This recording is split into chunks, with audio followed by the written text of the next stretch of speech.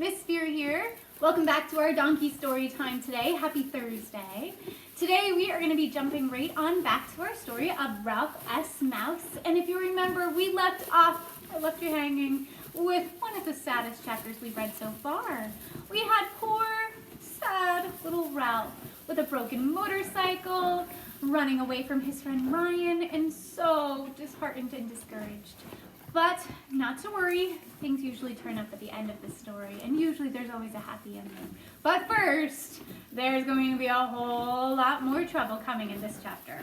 Chapter 7 is titled The Cucaracha Voice, and if you remember, that is the name of the newspaper. We had those journalists come in from the newspaper who had been running late from another story. They hurried right on in to try to catch what they could of the Great Mouse exhibit, and then hurried right back on out. And might not have ended up with the whole story. Let's find out more. Chapter 7, The Cucaracha Voice. Sometime late Sunday night, the weather changed. Kind of like the weather lately for us. Snow began to melt. By Monday morning, the fleet of school buses came sloshing through the slush. Boots and waffle stompers tracked mud and icy water into the halls of the Irwin J. Sneed Elementary School, where the wearers were met by Mr. Costa, holding a large mop. Ralph, whose weekend had been so long and so lonely, you remember, poor little Ralph didn't know about weekends. He thought they had left forever and were never coming back. But not to worry, they're back. It was just a weekend. He felt such a surge of joy and relief at the sound of the school buses that he skittered back to room 5 in a forgiving mood. There he hid in the old mitten. Anything was better than that long, cold, miserable weekend. And perhaps Ryan had found a way of repairing the motorcycle.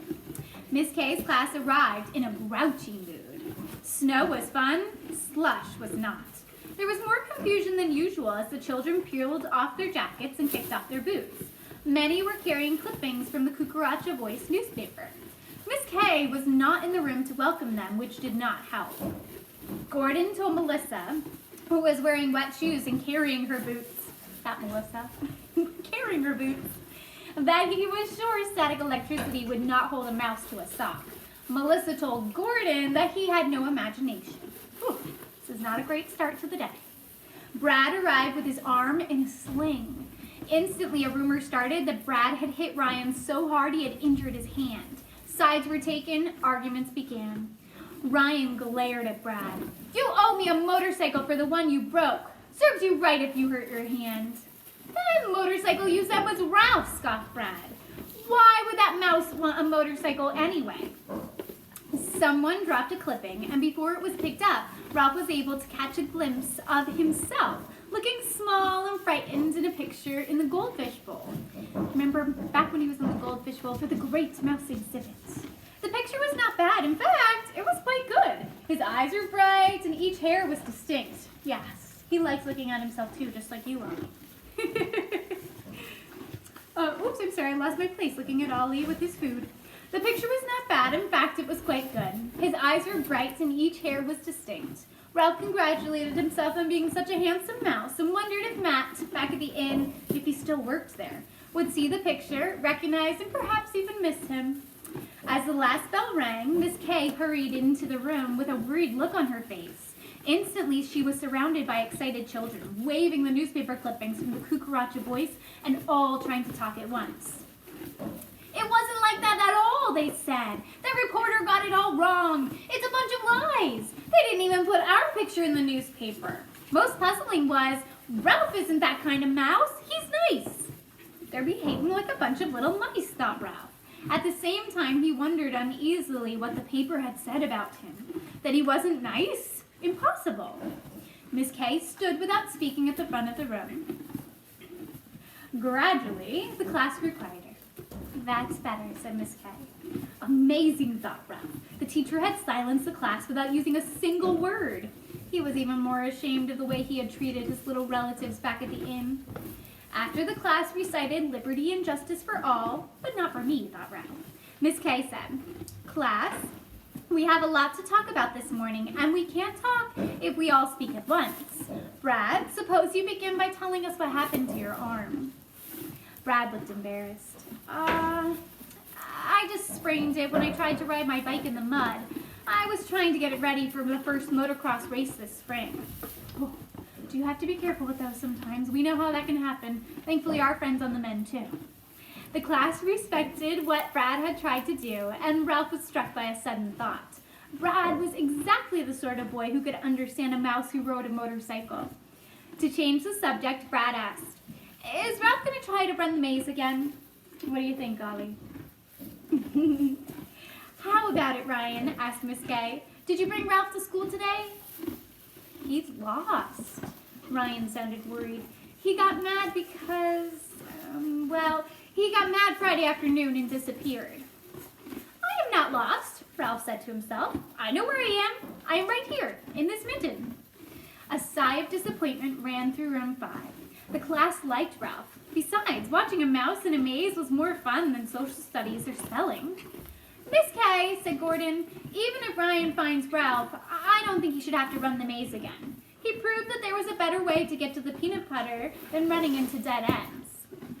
"Why, he's right," thought Ralph, perked up by Gordon's support. "I'm smarter than I thought I was." "Class, do you agree?" asked Miss Kay, who liked her pupils to think. The class thought. Brad was first to speak. "In motocross racing, it's against the rules to get off your bike. I think he cheated."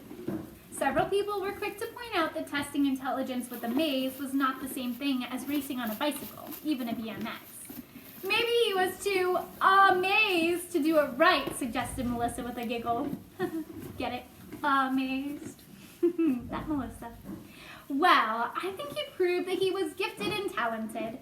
Gloria spoke as if she had ended the discussion by using the words the school used to describe children such as herself. Miss Kay asked for a show of hands. 21 children agreed that Ralph had found a better way to run the maze. 5 felt he cheated. Case settled. Ralph was an unusually smart mouse, something that he had doubted once in a while. "Speaking of solving problems," said Miss Kay, "do you think fighting is a good way to settle arguments?" "No," chorused the students. Ryan defended himself. "Brad pushed me first. Besides, it wasn't a fair fight because I had Ralph in my pocket and I didn't want him to get hurt." Pause button. Ever a good reason for a fight? Absolutely not. Ollie agrees too. We can send Mrs. Flurry to him if we need to. She has better suggestions than fighting, right? "What do you have to say, Brad?" Miss Kay asked. "He made me mad, always bragging about how smart his mouse is and then trying to make the maze easy." Brad slid down in his chair. "Anyhow, how was I supposed to know that he had his old mouse in his pocket?" Ryan muttered to Brad, "Just because you get to come to school in a tow truck, you think you're so big. Just because you live in a hotel, you think you're better than everybody," mumbled Brad. These remarks were lost to the class because some of the children, bored with the scuffle and discussion, were waving their newspaper clippings from the Cucaracha Voice. "Miss Kay," said Gloria, "I think that the reporter was unfair. What she said about us was all wrong." Some members of the class, protesting that their families did not subscribe to the newspaper, demanded to know what the article was about. Miss Kay read the headline aloud. "Class nabs Sneed invader." Class, okay. Nabs, Sneed, remember Irwin J. Sneed Elementary School, invader. Who could that be?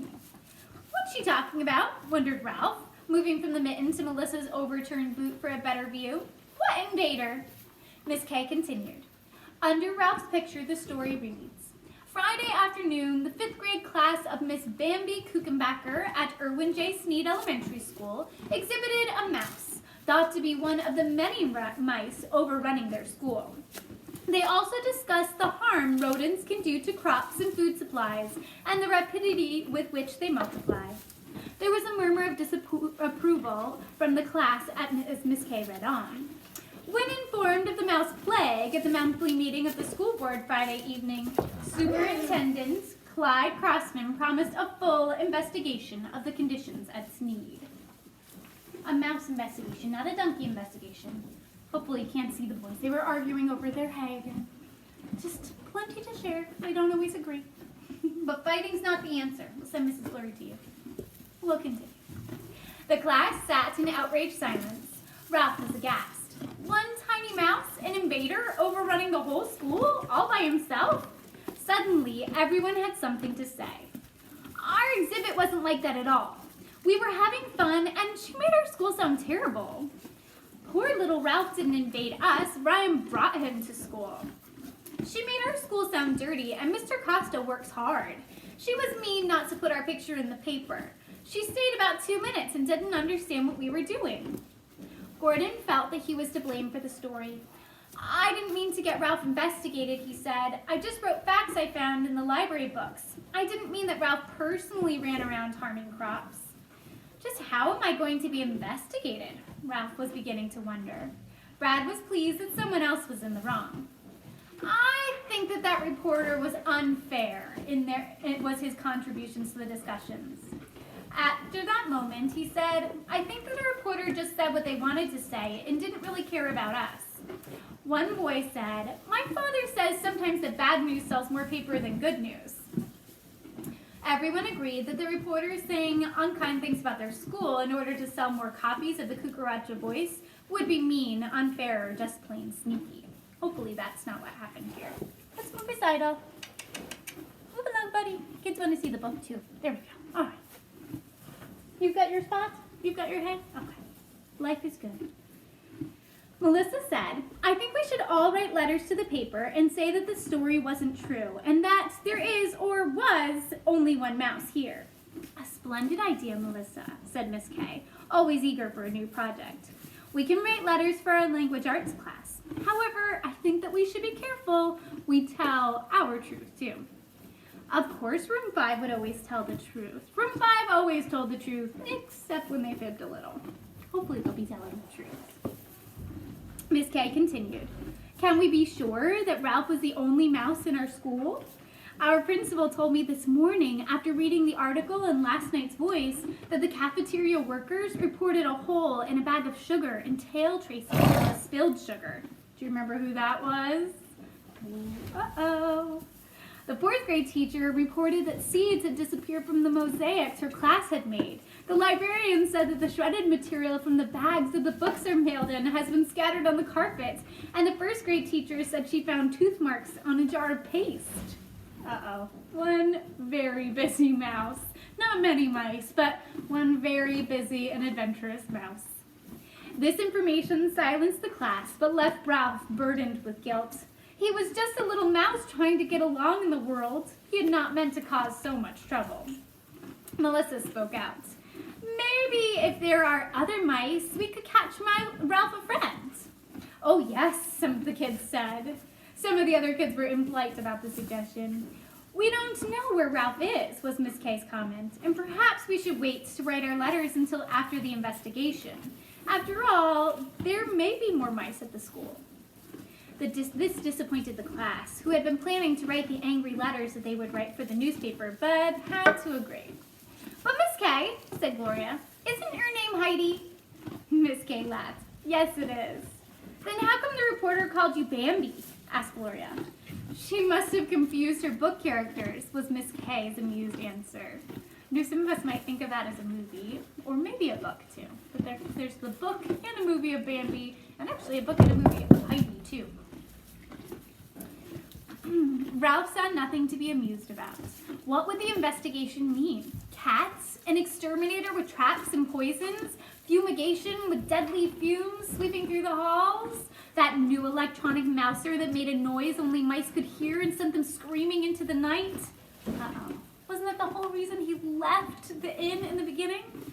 Ralph was sure of only one thing. He had to escape from Irwin J. Sneed Elementary School, and he had to escape soon. Now, I know we're getting close to the end of our book, but I will have to leave you hanging there. Chapter 8, though, is going to be titled Ralph Speaks. We'll find out what he has to say and who he's going to be speaking to this time. We'll have to find out where the next time. I'll catch you back up on that on Friday as well. For now, continue to keep up the great work in our Google Classroom. I look forward to seeing you all in our meets. And don't forget at the end of the week to make sure you're turning in your assignments. You can click that mark is done when you're finished and send along any of the work that you've been working on. I'd love to see all the great work you've been up to. Keep up the great work in our Google Classroom. Don't forget to look for moments where you can show caring and kindness to others. And I look forward to seeing you all soon. Bye, guys.